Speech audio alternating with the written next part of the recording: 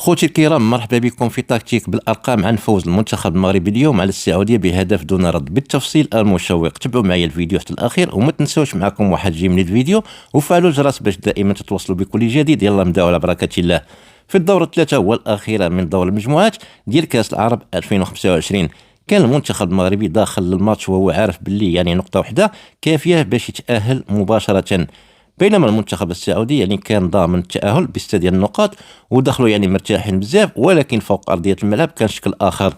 طارق السكتوي فاجأ الجميع بالخطة ديالو اللي هي 4-3-2-1، خطة معروفة بالشجرة اللي عطاتو تفوق عددي في وسط الميدان، قدام خطة المدرب السعودية رونالد 3-4-3 اللي معروفة باندفاع الأظهرة ديالهم. وهنا بالضبط بدا المغرب يقلب طاولة. منذ الدقائق الأولى بان الضغط ديال المغرب عالي ومنظم، حيث المنتخب استرجع 9 ديال الكرات في النصف ديال السعودية غير في النصف ساعة الأولى.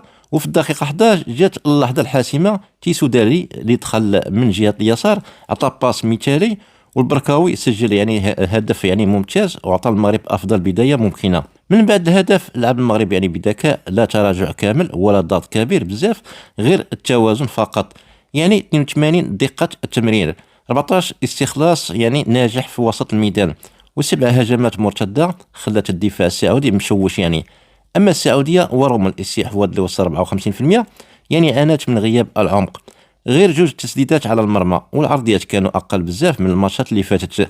السكتوي عرف كيفاش يسد الأطراف ومنع المحور ديال السعودية باش يبنيو اللعب ويستغل المساحات اللي ورا المدافعين اللي هما 3، ولهذا السعودية ما لقاوش الحلول رغم أنهم لعبوا بلا ضغط نفسي. وهكذا المغرب سال دور المجموعات وهو الأول ب7 ديال النقاط بلا ما يدخل فيه حتى هدف، والسعودية تبعته للدور الجاي ب6 ديال النقاط.